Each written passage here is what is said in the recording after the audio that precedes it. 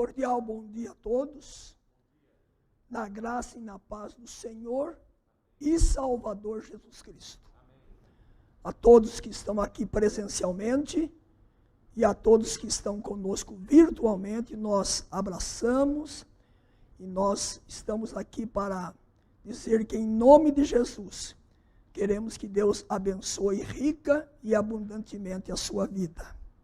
Através desse momento de comunhão, de edificação na palavra de Deus.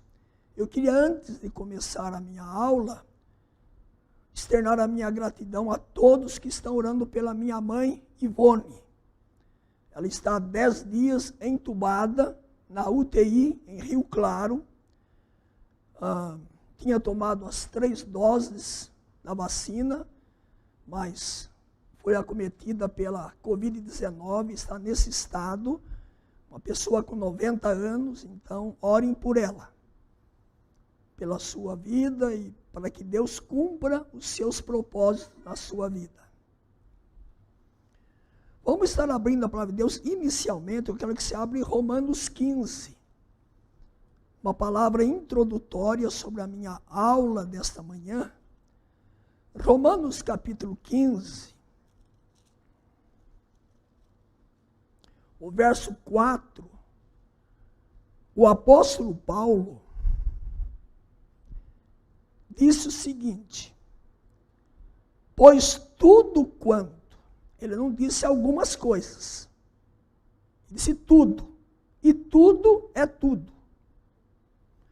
Pois tudo quanto outrora foi escrito, para o nosso ensino foi escrito, a fim de que pela paciência e pela consolação das Escrituras tenhamos esperança.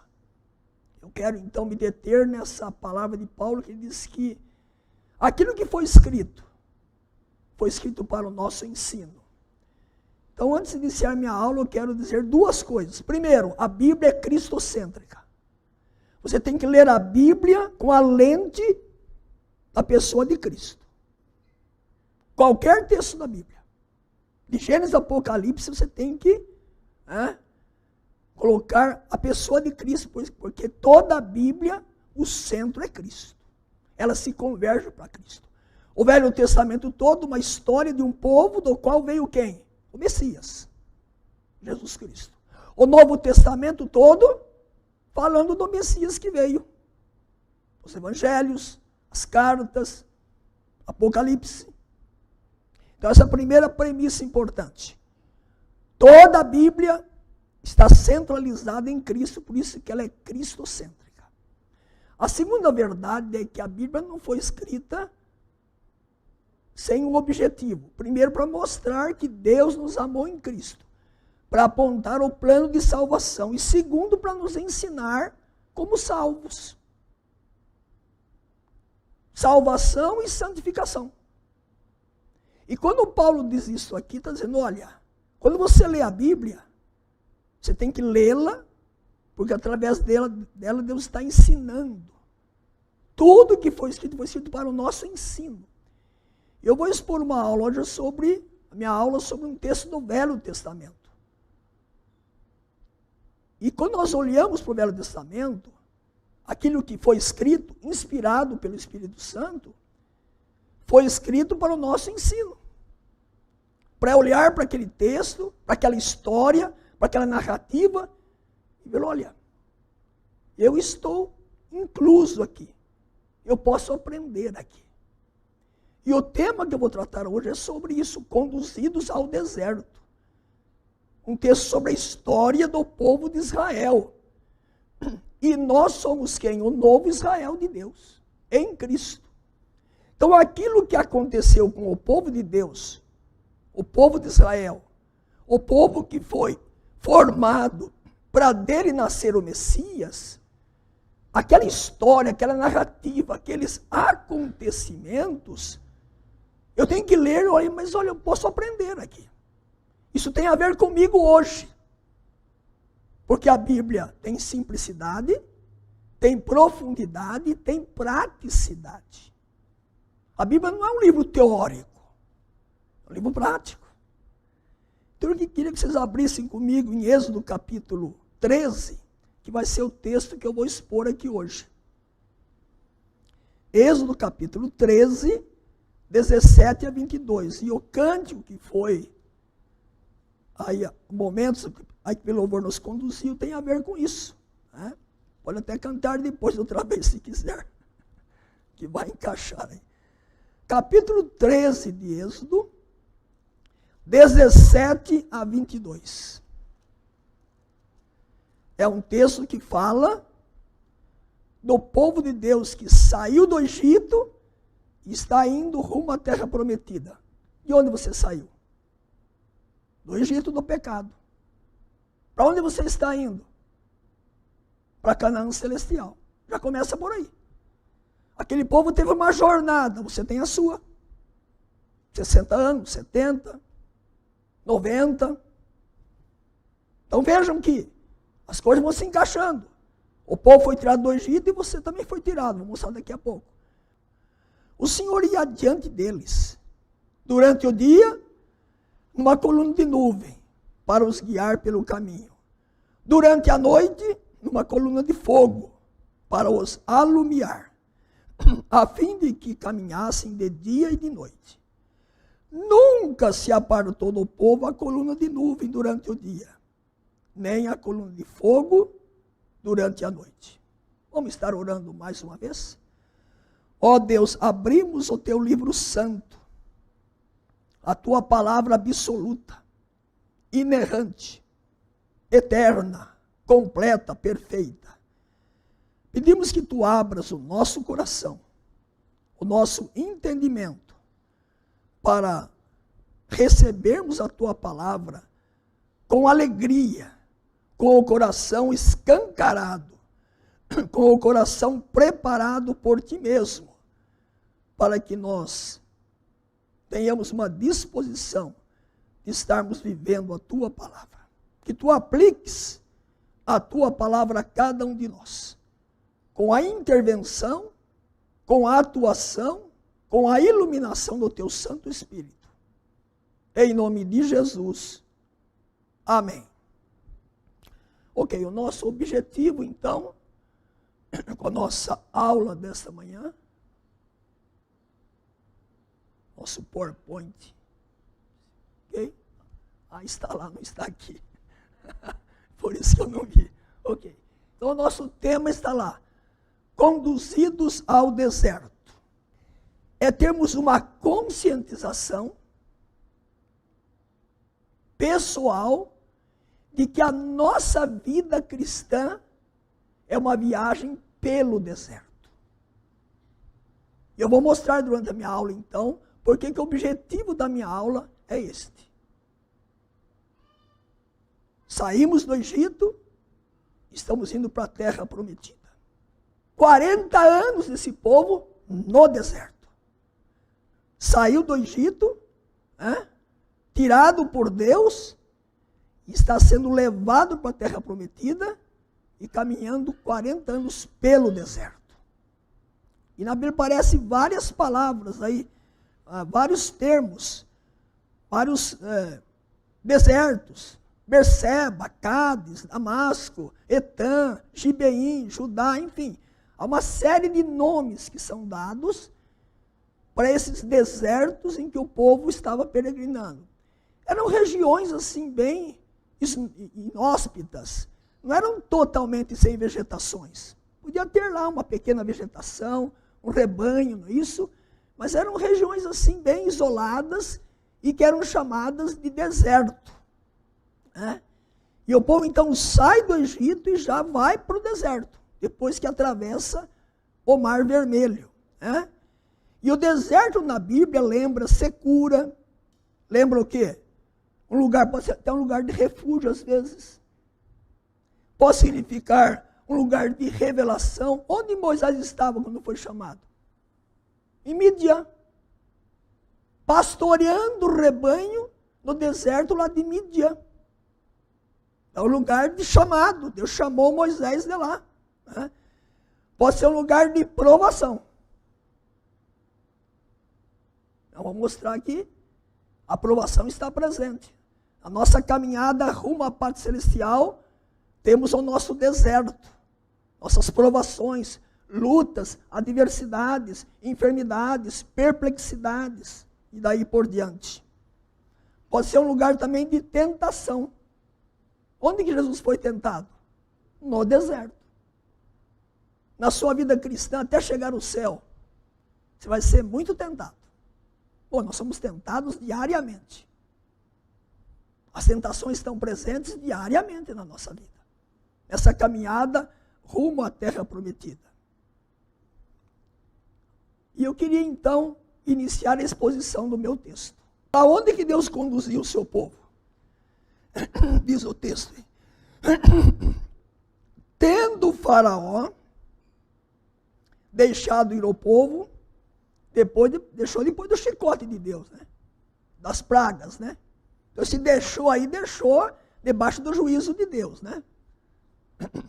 Mandava uma praga, ele endurecia, mandava outra, ele endurecia. Na 10ª, então, pancada na cabeça e Faraó, agora é hora de ir embora. Então, tendo o Faraó deixado ir o povo, quem é o sujeito agora aqui é Deus. Quem tirou de lá foi Deus. Deus não o levou pelo caminho da terra dos filisteus, posto que mais perto, pois disse, para que porventura o povo não se arrependa, vendo a guerra e torne ao Egito. Então está dizendo aqui que quem conduziu aquele povo foi Deus. Então quem me leva para o deserto é Deus. O sujeito da minha vida é Deus. O Senhor da minha vida é Deus. Quem conduz a minha história é Deus. Ele levou aquele povo, diz o texto aí, não pelo caminho dos filisteus, né? Mas levou esse povo para o deserto. Quando você está doente, quem levou você para a doença? Foi o diabo, como dizem os segmentos aí da teologia da prosperidade. Quem levou você para o deserto da enfermidade? Há um Deus soberano que conduz a nossa história, que conduz a minha vida. Para mim, acasos não haverá. Nós cantamos isto. O nosso Deus não é um Deus de acasos, de coisas aleatórias. Nossa vida não está fora do controle de um Deus soberano, poderoso, eterno, suficiente. Deus conduz o seu povo ao deserto. Mas é Ele que conduz a história. É Ele que leva para o deserto. É esse o Deus que nós servimos e cremos. Pois não, minha irmã? Vocês têm algum microfone? Um instantinho só, deixa eu... Vocês têm algum microfone aí? Ah, está aqui, ok. Um instantinho só, irmã. Pastor, eu quero ver então com o senhor sobre tudo isso que eu estou entendendo, mas não entendi esse pedaço. Esse deserto negro que eu estou passando hoje com meu filho, é permissão de Deus? Sem nenhuma dúvida, Deus conduz a história. Ele é soberano.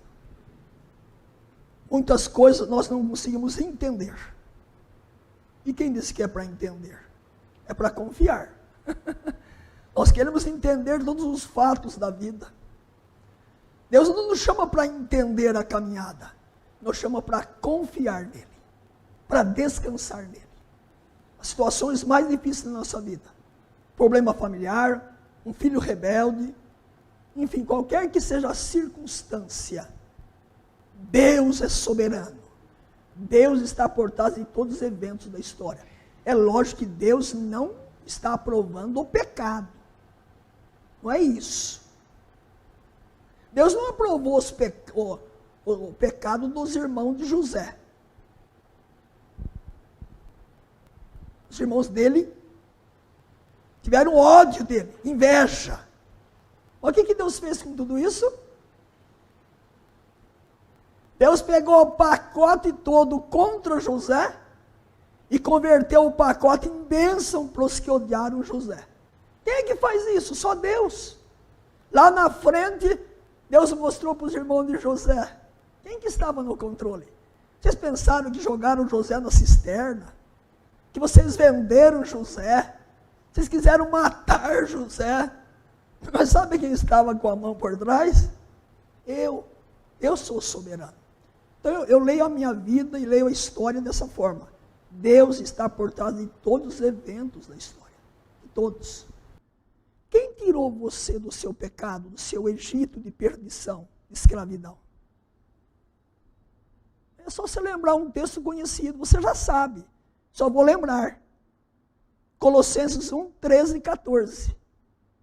Ele, o mesmo Deus que tirou o povo do Egito, o mesmo Deus, Ele nos libertou do império das trevas e nos transportou para o reino do Filho do seu amor, em quem nós temos a redenção, a remissão dos pecados. O mesmo Deus que está no alto e sublime trono, que tirou o povo da escravidão do Egito, tirou a mim e você, tirou seus eleitos, e vai tirar todos os eleitos que estão na escravidão do pecado, e vai colocá-los em Cristo Jesus salvos. Por isso estamos aqui nessa manhã. Não foi mérito meu. Não fui eu que tive a iniciativa de sair da escravidão do Egito. Não foi uma disposição do meu coração imundo, perverso, como diz Jeremias, 17:9. Nosso coração é corrupto, é perverso. Não fui eu, não fomos nós. Foi Deus que, na sua graça, nos retirou da escravidão do pecado em Cristo, nos libertou, e agora estamos salvos em Cristo Jesus. Essa é a primeira verdade importante. Deus conduz seu povo ao deserto, Deus está por trás de todos os eventos da história, mas Deus não só tira, mas veja o que Ele faz. Deus carrega seu povo. Onde está no texto? Veja no texto aí. O verso 17, o que diz? Deus liberta o povo do Egito e o carrega em direção à terra prometida. O verso 17 diz assim: tendo Faraó deixado ir o povo, Deus não levou pelo caminho dos filisteus, posto que mais perto. O verbo levar aí tem a ideia de carregar. Ele levou. Esse levar aqui não é dar um empurrão. Não é dar um empurrão. Ele carregou. Se você observar o texto, diz que levou não pelo caminho dos filisteus. Não foi por lá. Foi por um outro caminho. Quais as razões disso? Se você pegar um mapa e observar qual era o caminho dos filisteus, era pela costa do Mediterrâneo. Sabe quanto tempo o povo ia demorar para chegar na Terra Prometida pela costa do Mediterrâneo? Algumas semanas. Chega resumir aí em torno de um mês. Umas 4 semanas o povo está na Terra Prometida. Mas por que Deus muda o trajeto? Bom, primeiro porque Ele é soberano. Diz o texto que o povo podia ver a guerra. Por que guerra é essa? E a guerra lá é que ali na costa os egípcios tinham guarnições de soldados, fortalezas, para impedir ou que pessoas saíssem do Egito ou que houvesse invasões do Egito. Então havia fortalezas ali e era um local de conflitos, a fronteira. Então se o povo fosse por ali, diz o texto, vendo a guerra, vendo uma estrada perigosa, né? soldados egípcios armados ali, prontos para a guerra, vão voltar para o Egito. Mas não só isso. Diz, se você observar o outro caminho, que foi pelo deserto e pelo mar, ali não tinha soldados. Por que não tinha soldados ali? Como é que vai fugir pelo mar? Ali tinha deserto e tinha mar, antes de chegar no deserto. Então ali era um lugar tranquilo, não tinha guarnições. Mas se você abrir um outro texto comigo, veja comigo lá, em Êxodo capítulo 3.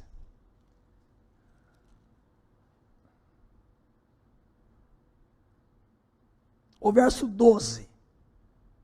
Quando Deus chama Moisés para retirar o povo do Egito, aqui está a chamada dele. Veja o que ele disse para Moisés. Já está antecipando alguma coisa importante. Além do medo da guerra, de ir lá pelo caminho mais curto, veja o que diz Êxodo 3:12. Deus lhe respondeu a quem? Moisés, eu serei contigo, e esse será o sinal de que eu te enviei. Depois de haveres tirado o povo do Egito, servireis a Deus neste monte. Que monte é esse?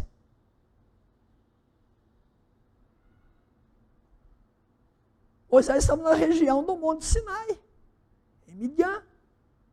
Como é que o povo ia servir a Deus indo pelo caminho dos filisteus? Já tinha um propósito de Deus. Deus já tinha uma rota para o seu povo. Além de ser o deserto, lá no monte Deus ia falar com Moisés, dar as tábuas da lei. Então Deus carrega o seu povo por um outro caminho, uma outra situação, uma outra realidade. Deus carrega o seu povo. Então, Deus carregou o seu povo pelo deserto, pelo caminho do deserto. Tem feito isso com você e comigo. A cada dia que amanhece, Deus nos carrega, ainda que seja pelo deserto, ainda que seja pelo caminho do deserto. Deus está nos carregando. Carregou aquele povo, levou ao deserto para carregar pelo deserto. Ele leva a algum lugar e depois carrega. Deus também me leva ao deserto. E quando eu estou no deserto, Ele me carrega. Uma doença, problema familiar, problema profissional, problema financeiro, problema relacional. Eu não sei qual é o seu problema. Eu não sei qual é o deserto que você se encontra hoje. Eu não sei.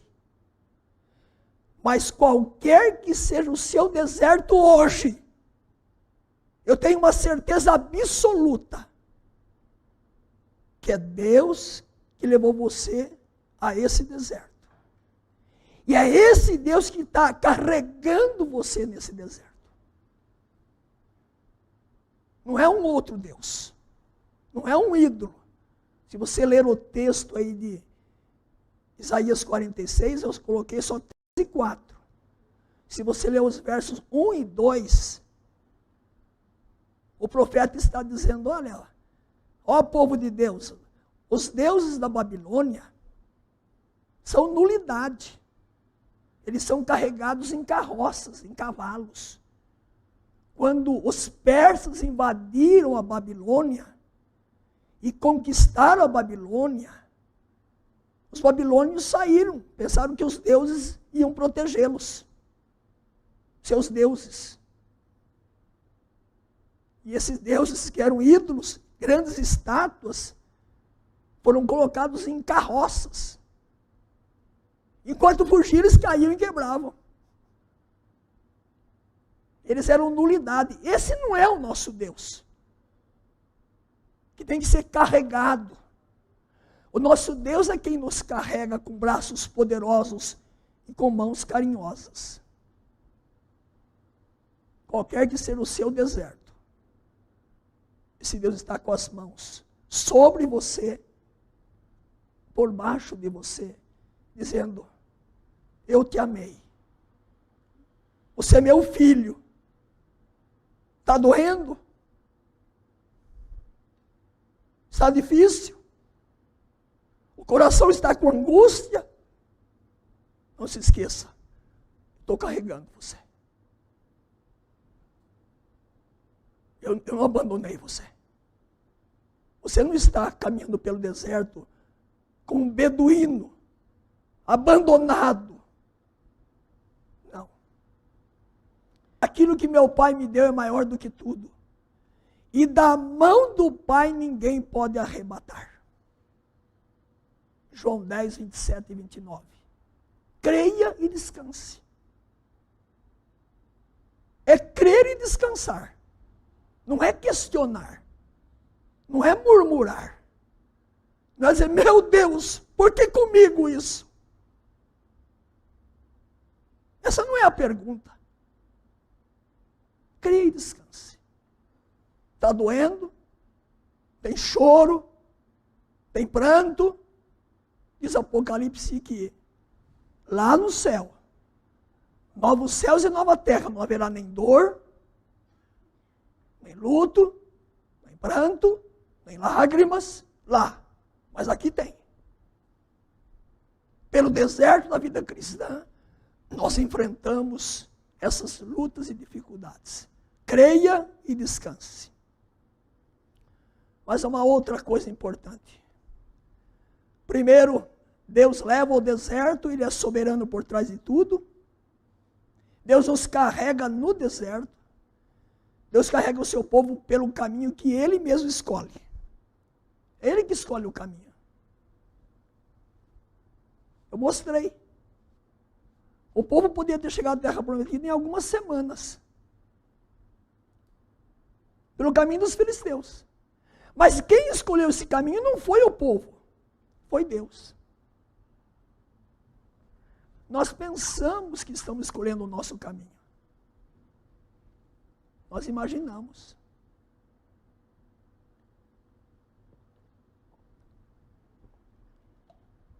Mas é Deus. Deus usa meios, circunstâncias, situações, mas é Ele quem escolhe a nossa caminhada. Olhe para a sua vida, eu olho para a minha história de vida. Eu pensei que eu escolhi. Eu imagino que eu que escolhi ir para um colégio agrícola. Depois eu fui para o seminário de Campinas. Eu imagino que eu escolhi, que eu era o senhor da história. Quem inclina o coração? É Deus. Quem conduz a história é Deus. Então, Deus carrega o seu povo pelo caminho que Ele mesmo escolhe. E se for Ele quem escolheu, eu tenho que ser submisso à sua vontade, à sua soberania, e caminharmos assim, dessa forma. Já verificamos isso. E o texto do profeta Isaías, né? Mas antes de ler o caminho do deserto, o caminho da dependência. Eu aprendo a depender de Deus. É o caminho da aprovação. É o caminho da perseverança. Quando Deus me leva por esse caminho do deserto, Ele está dizendo, dependa de mim. Estou provando você. Veja o que diz aí. O caminho da renúncia, da cruz. Veja o que diz o profeta Isaías. Porque os meus pensamentos não são os vossos pensamentos. Nem os vossos caminhos, os meus caminhos. É Deus falando para o povo dele. Para o povo de Israel e agora para a igreja. Diz o Senhor. Porque assim como os céus são mais altos do que a terra, assim são os meus caminhos mais altos do que os vossos caminhos. E os meus pensamentos mais altos do que os vossos pensamentos. Deus é Deus. Eu sou pecador salvo, dependente dele. Então o deserto é o caminho da dependência, da aprovação, da renúncia, da confiança, da fé, porque Deus é quem escolhe a nossa caminhada. Segunda coisa, por que Deus conduziu o seu povo pelo deserto? Primeiro mostramos que ele conduziu ao deserto, porque ele é soberano, porque ele nos carrega no colo, isso, e porque é ele que escolhe. É ele que decide. Ele que é soberano. Ora, por que Deus fez isso? Veja em Êxodo 13:17. Primeira coisa, para que porventura o povo não se arrependesse, vendo a guerra, e voltasse ao Egito. Primeira coisa diz o texto aí, que o povo podia se arrepender. Deus conhece o nosso coração. Nós pensamos que conhecemos. Mas Deus me conhece mais do que eu me conheço. E Deus sabe o caminho que Ele vai me levar. E sabia qual é o melhor caminho para aquele povo, que podia ter chegado em algumas semanas, e demorou 40 anos, para que o povo não se arrependesse. Segunda coisa, segunda razão, Deus, para a glorificação do nome do Senhor, veja aí comigo, Êxodo 14, 1-4, para que Deus fosse glorificado. A nossa vida não é para o nosso deleite, é para a glória de Deus. Êxodo 14, disse o Senhor a Moisés: fala aos filhos de Israel que retrocedam e se acampem de fronte a Piairote, entre Migdol e o mar. Diante de Baal-Zefon, em frente dele vos acampareis junto ao mar. Então Faraó dirá dos filhos de Israel: estão desorientados na terra, o deserto os encerrou. Olha aí. Endurecerei o coração de Faraó para que os persiga. E agora, olha o detalhe aí. E serei glorificado em Faraó e em todo o seu exército. E saberão os egípcios que eu sou o Senhor. Eles assim o fizeram. Está claro no texto, incontestável. Primeiro, para que o povo não se arrependesse. Segundo, para que a glória fosse de Deus. Quem que tirou o povo do Egito? Foi Deus. E ele estava sendo glorificado com a chegada do exército de Faraó e com a morte de todos lá no Mar Vermelho. Quando você está numa situação, vivendo no deserto, Deus quer ser glorificado na sua vida. Primeiro, Ele não quer que você se arrependa e volte para o pecado. Segundo, Ele quer que você dê a Ele toda a glória, que você o adore. Que você diga para Deus: está doendo. Eu não estou quase aguentando. Mas a glória do Senhor, Tu és o meu Pai. A glória tem que ser dEle. Mas há mais uma razão, terceira razão. Deus quer a santificação do seu povo. Veja lá Deuteronômio 8. Eu falei no começo que tudo que foi escrito para o nosso ensino. E a narrativa aqui é sobre esse povo.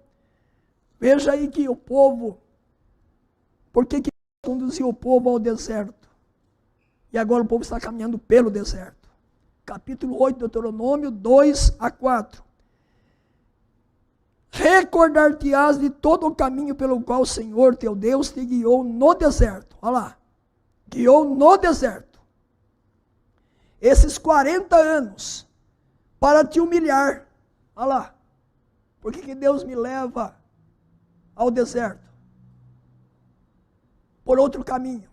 Primeiro, para que eu não me arrependa. Segundo, para a glória de Deus. Outra coisa, para me humilhar. Será que eu sou orgulhoso? Todo pecador é. Não escapa nenhum.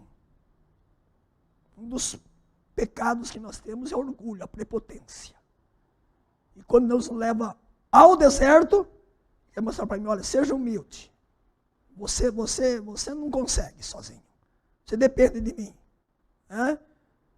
Para te humilhar, para te provar. Olha aí. Por que eu estou passando o que eu estou passando? A resposta é bíblica.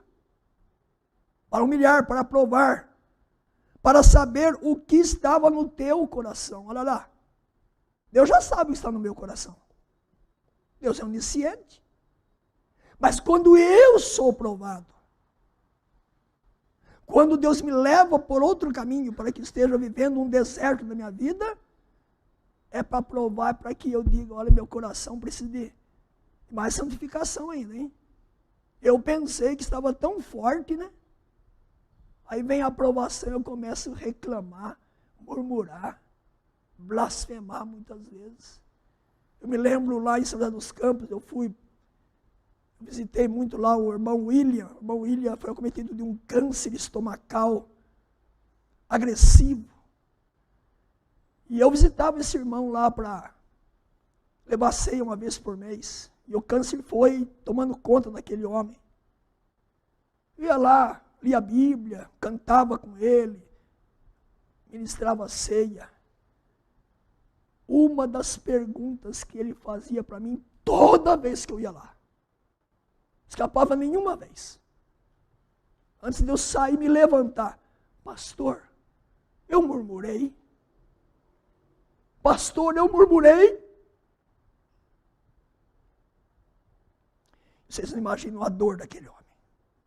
O sofrimento do câncer. Mas assim, pastor, eu não quero murmurar. Deus está cuidando de mim. Deus me ama. Então, se você está enfrentando um deserto, caminhando pelo deserto, não murmure. Se humilhe debaixo da poderosa mão de Deus. Ele está provando você. E Ele está santificando a sua vida. Ele quer que você se conheça. Seu coração é enganoso muitas vezes. E continua o texto. Se guardarias ou não os seus mandamentos. Olha aí, obediência. Deus quer que eu obedeça e muitas vezes a aprovação vem para que eu obedeça. Pois não, microfone, por favor, reverendo.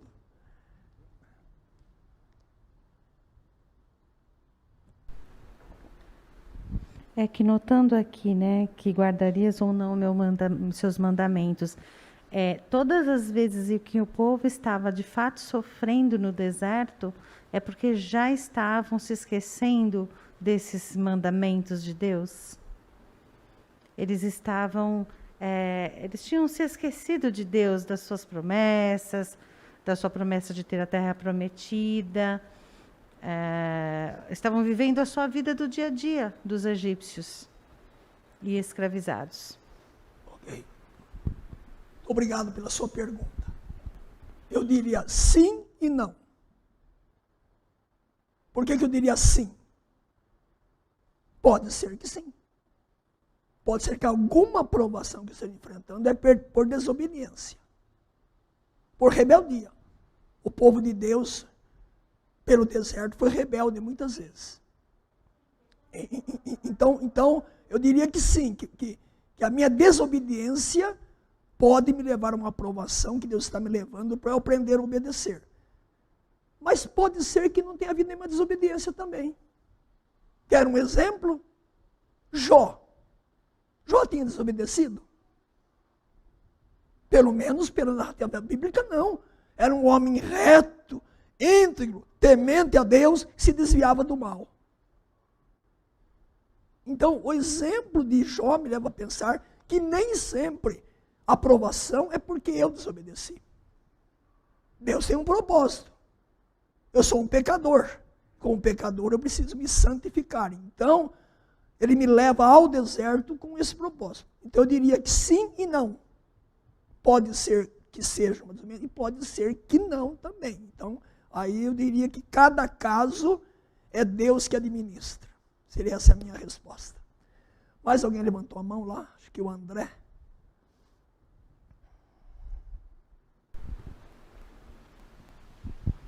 Pastor, o fato é que Deus nos leva no deserto para trabalhar nas nossas vidas.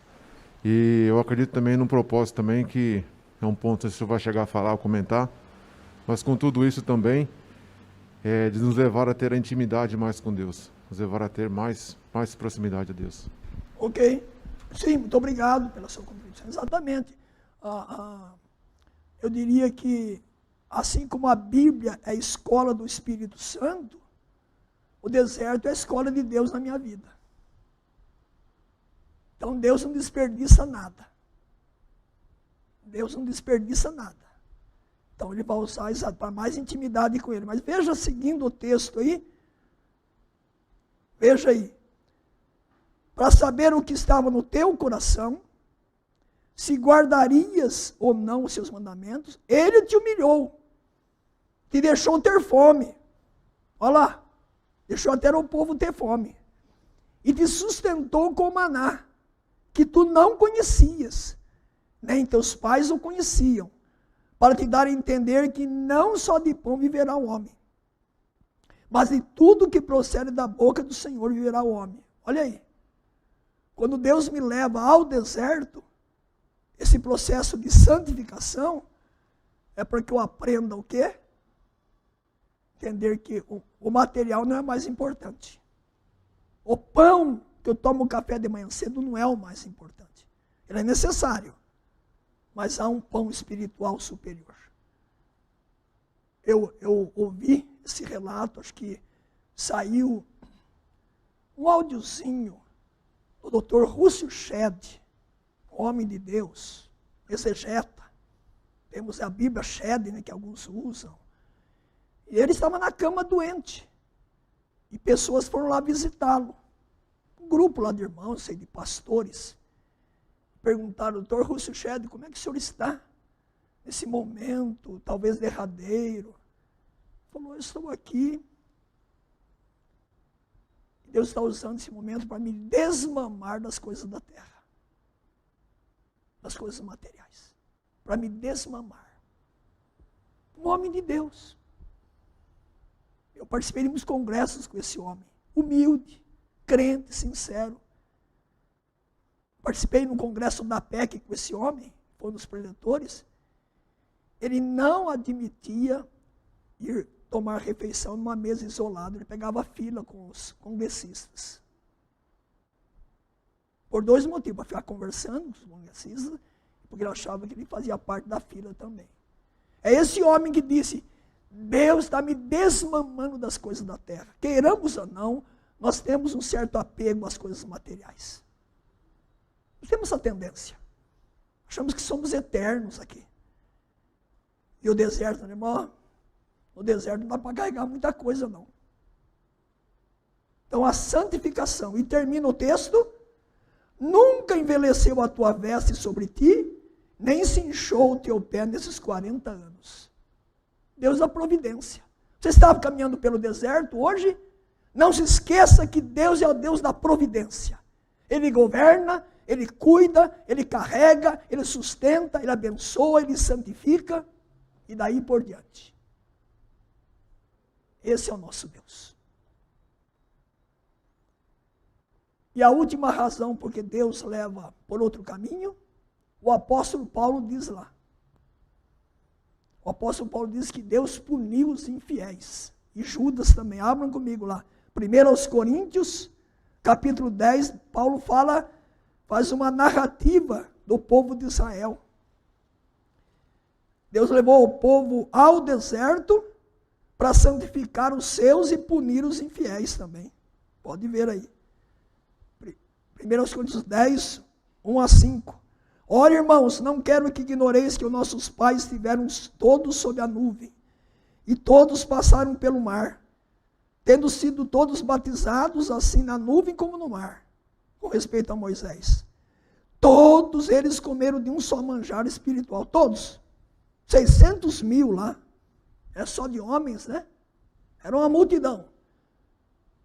Chega a se estimar a 2 milhões de pessoas. Todos eles. E beberam da mesma fonte espiritual, porque bebiam de uma pedra espiritual que os seguia, e a pedra era Cristo. O Cristo pré-encarnado estava lá com esse povo. A presença dele, aquela rocha que saía água, simbolizava a pessoa de Cristo. O maná que eles comiam, e chamaram de maná vil, de pão vil, simbolizava o Cristo que é o pão da vida. A rocha simbolizava o Cristo, que é a fonte da água da vida. Todos eles. Veja o verso 5. Entretanto, Deus não se agradou da maioria deles. Razão porque ficaram prostrados no deserto. E aí continua o texto falando das tentações que eles caíram, idolatria, cobiça, imoralidade, daí por diante. Então Deus levou aquele povo ao deserto também por esse motivo. E todos caíram no deserto, os infiéis. Morreram todos. Veja Judas também. Carta de Judas, versículo 5.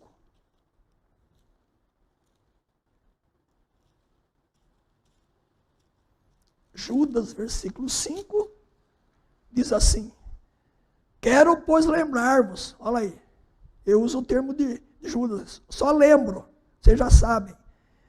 Quero, pois, lembrar-vos, embora já estejais cientes de tudo, uma vez por todas, que o Senhor, tendo libertado um povo, tirando da terra do Egito, destruiu depois os que não creram.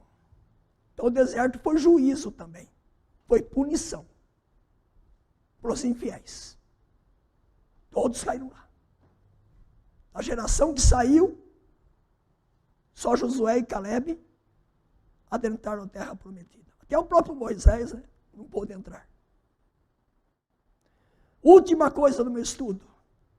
Deus caminha com seu povo pelo deserto. E se você voltar no texto lá de Êxodo, está bem claro isso lá. Deus não abandonou o seu povo no deserto. E não abandona você também.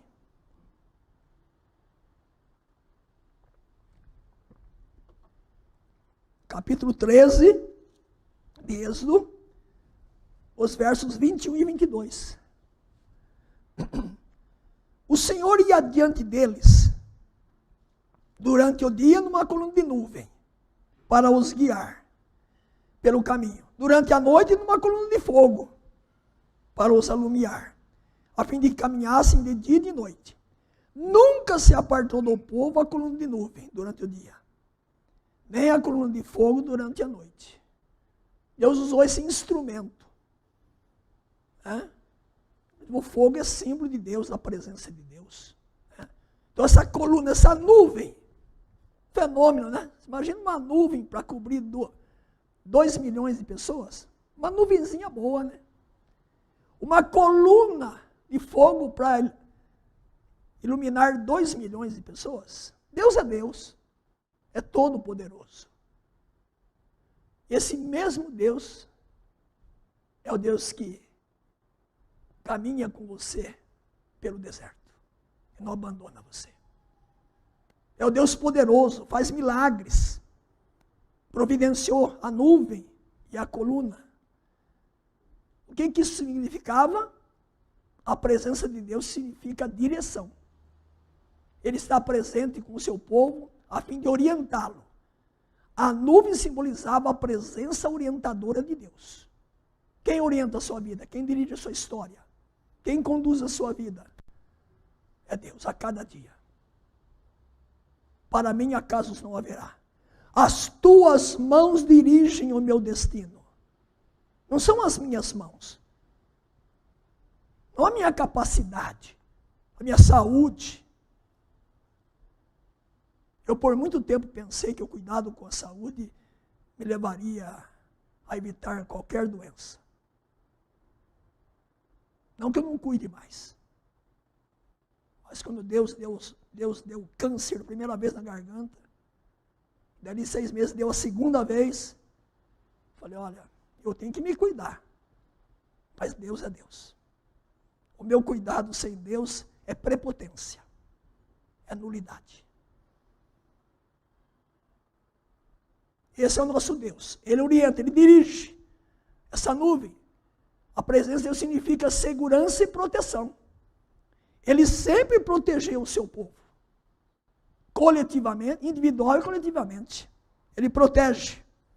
Eu tenho aqui uma série de textos que eu não vou ler, por causa do tempo, mostrando isso. Né? A presença de Deus também significa encorajamento para a realização de uma tarefa ou para o cumprimento de uma missão. É Deus que me encoraja.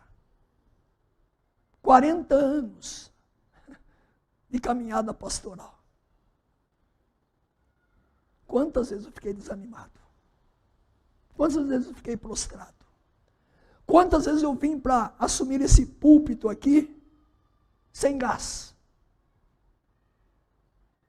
Semana turbulenta, problemas, correrias. Eu subi aqui, como ainda subo pela graça de Deus até hoje, dirigi o culto, pregava, saía daqui, parecia que tinha tomado biotônico Fontoura. Encorajado, fortalecido. Por que Deus me deu canseira? Para confiar mais nele. Paulo, você vai subir lá? Você depende de mim. Não é o seu conhecimento, não é porque você estudou para pregar. Dependa de mim. É assim que tem que fazer na nossa vida. Dependência dele. Encorajamento que ele nos dá a cada dia na nossa caminhada. A presença de Deus significa conforto na tribulação. E esse texto eu coloquei aí. Não temas porque eu sou contigo. Não te assombres porque eu sou o teu Deus. Eu te fortaleço. E te ajudo e te sustento com a minha destra fiel. Esse Deus, ele está conosco. Caminha conosco pelo deserto.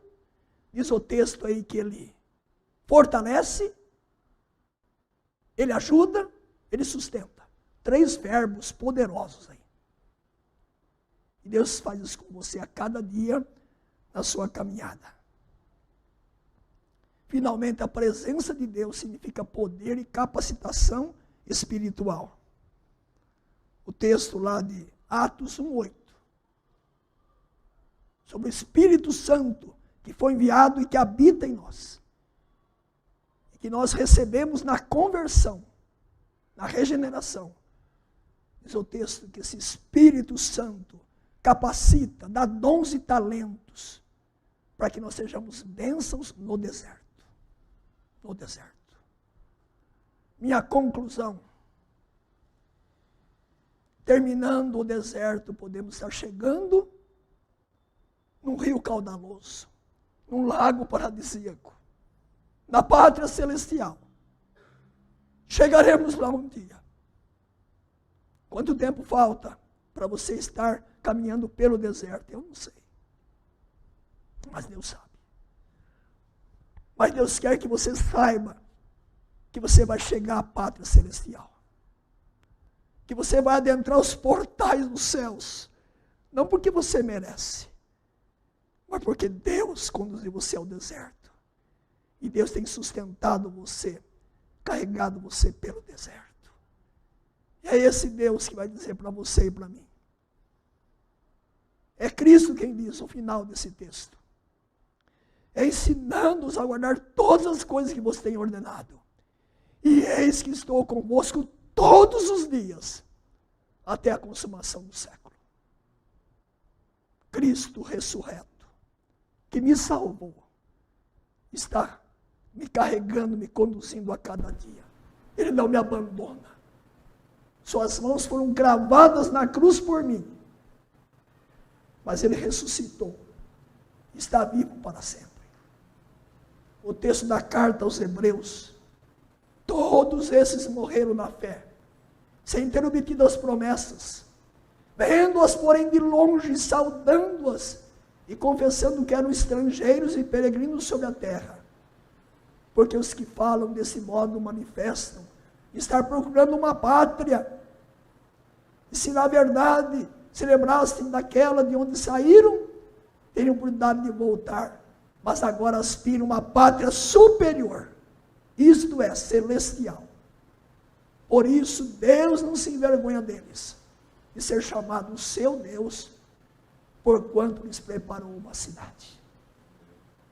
Esse é o nosso Deus. Uma cidade, uma pátria celestial. Um lugar onde não há nem luto, nem pranto, nem dor, nem lágrimas.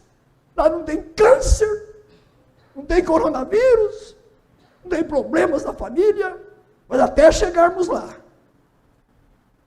as lágrimas rolam no rosto. A dor atinge o nosso corpo. Mas vamos chegar lá. Portanto, também vós, visto e temos a rodear-nos tão grande nuvem de testemunhas, desembaraçando de todo o peso e do pecado que tenazmente nos assedia, corramos, ainda que seja no deserto, com perseverança, correr o quê? A carreira cristã, a vida cristã, que nos está proposta, olhando firmemente para o autor e consumador da fé, Jesus. Jesus, o qual em troca da alegria que lhe estava proposta, suportou a cruz, não fazendo caso da vergonha, da ignomínia, está sentado à destra do trono de Deus. Olhemos para ele e prossigamos até Cristo voltar. Comecei minha aula falando que o objetivo dela era nos conscientizar de que a nossa jornada por esse mundo é uma caminhada pelo deserto. Que Deus nos abençoe. Abençoe você e a mim. Que nós continuemos confiando no Deus que está conosco, no Cristo que está conosco, e que nós somos mais do que vencedores em Cristo Jesus. Que assim Deus nos abençoe, nos fortaleça, nos dê essa confiança, ou até Cristo voltar, ou até a nossa partida para a pátria celestial.